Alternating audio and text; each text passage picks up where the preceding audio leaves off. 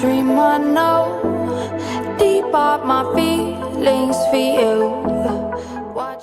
Headlines: The Nigeria Labour Congress and Trade Union Congress nationwide strike has recorded mixed compliance across the states. But before we bring this news to you, welcome to Variety Latest Gist, your home of news and politics. Thank you all so much for joining us on today's news. If this is your first time of watching, please do us a favor to like and subscribe, and also turn the notification bell to get notified when next we drop our video. You can send in your comments and keep the conversation lively in our comment section. To all our amazing subscribers, thank you all so much for joining us. To all our viewers, feel relaxed, enjoy, and stay tuned. The Nigeria Labour Congress and Trade Union Congress nationwide strike has recorded mixed compliance across the states. Yesterday, while some states were shut down with banks, public schools, courts, and others shut down, some states recorded partial compliance and a few did not comply. The directives of the two labor bodies were carried out in Lagos, Anambra, Abia, Ebonyi, Kebbi, and Edo. Among others, in Kano, banks and schools were shut as the government suspended qualified examinations. Also, schools were shut in Osogbo and the Osun State, with the police beefing up security to avoid breakdown of law and orders. In Imo as well, there was partial compliance as bank opened for business. In Enugu and Abuja, workers shunned the industrial action, with labor leaders saying that they would ensure the strike will be in Federal Capital Territory, Abuja today. The two unions in the nation's public university disagree over the strike, while the Academic Staff Union of University, ASU, told their members to join the strike. The Congress of University Academic directed their members to shun the strike. All these are coming as the organized labor pool claimed that the special advisor to the President Bola Ahmed Tinubu on information and strategy, Bayo Onanuga, that the ongoing nationwide strike was an ego trip intended to blackmail the government. He kept insisting that the strike was not a personal matter affecting the Nigeria Labour Congress President Joe Ajaero, as it was alleged, because on November 13, 2023, the National Executive Council meeting of the labor unions in Abuja resolved to embark on the strike due to the alleged failure of the federal government to address issues affecting workers such as the minimum wage, insecurity, corruption, and poor governance. But both unions said that they had made some demands which the government allegedly failed to address following the recent crisis in Imo State that resulted in the brutalization of Ajaero and other members of the labor union. Now, the labor union are saying that apart from the brutalization of Joe Ajaero and other labor leaders and journalists, there are other things involved. Other grievances of organized labor include outstanding salary arrears, unjust declaration of 11,000 workers as ghost employees, unsettled gratuities, non-compliance of 30,000 minimum wage act, and declaration of 10,000 pensioners as ghost retiree. But the federal government on November 13 warned both unions against embarking on this planned strike because it will amount to contempt of courts. And the Attorney General of the Federation and Minister of Justice, Mr. Lateef Fagbemi, in a statement said that the government obtained a restraining order from the National Industrial Court of Nigeria, barring the union from going ahead with this strike. But the labor leaders expressed dissatisfaction with the level of compliance on day one, saying that the compliance level would be much better in the coming days. But as of yesterday, the major critical sector that fully complied with the strike were workers in the maritime sector who shut the port information in Lagos, Rivers, Cross River, and Delta State.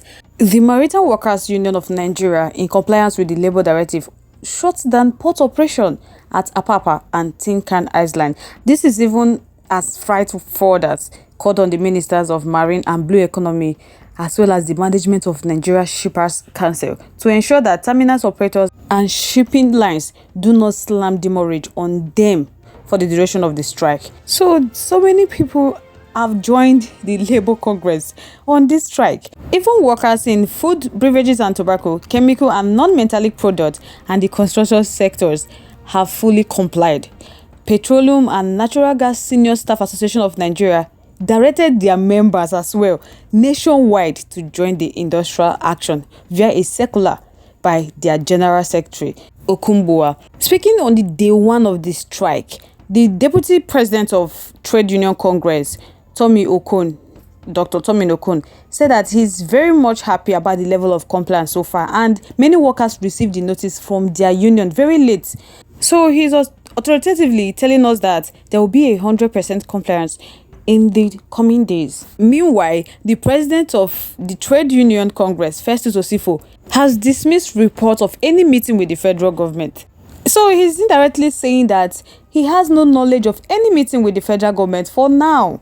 So many unions are joining the strike. The strike has recorded an impact mostly in Lagos as bank and train service were grounded. The Secretary General of Nigeria Union of Railway Workers, Mr. Segun Isan, said that the union was involved in the strike and no train was running as a result. And the effect thereof said that all workers of Nigeria Railway are duty bound to join the nationwide strike action from 00 hour of on Tuesday, being 14th November, staying back at home and away from their offices. So all offices, station, workshop and the entire premises of the corporation has remained locked and inaccessible from 0 hour of Tuesday till otherwise. That was the directive they got from the Congress. So the circular has been moving around. It has gotten to the Academic Staff Union of University, ASU. They've even written to their zonal coordinator and chairperson of the union, directing them to mobilize members for the strike in line with the Nigeria Labour Congress and Trade Union Congress directive. So the letter, which was signed by ASU's national president, Prof. Emmanuel, was issued on Monday night. So they were all directed to join the action of Nigeria Labour Congress to protect the interests of Nigeria workers and the leadership of the union. Primary and day secondary school students who went to school as early as 7:30 a.m. were compelled to return home because they didn't meet teachers in school. The strike also affected operation in banks, hospitals, and other public places in some states. Students in Bayero University, Kano, who are currently sitting for their first semester exam, were also affected by the strike. Large number of students who went to the examination hall has to return to their respective hostel. So many students were seated for the exam in the morning, returned to their hostel disappointed because they could not see anybody in the examination hall. While some workers and private sectors in Abuja resumed their duty posts yesterday morning in defiance to the strike directive. They defied this directive of the Nigeria Labour Congress. All offices at the Federal Secretariat Abuja were open for work, just as activities in and around the Secretariat were in full swing. So there was no sign that any worker was absent from work on account of the strike. But as in Benin, the strike recorded a huge success in Benin City, the Edo State capital, as public schools, government office, court, some banks and other public places like the National Museum, the House of Assembly complex and others were shut by the officials of the Nigeria Labour Congress. Ordinarily, the strike ought not to have been because there is a court order. And if judiciary staff cannot obey a court order, it shows it is a fair system. And if it escalates it becomes a problem. If other sectors could go on strike, the judiciary arm ought not to have embarked on it as they are aware of the court order. So guys, let's know your thoughts, your contribution, your opinions are in the comment section. We'd love to hear from you. Once again, thank you all so much for joining us on today's news. We really do appreciate. On this note, we have come to the end of today's segment. Till I come your way next. Stay safe, guys. Bye.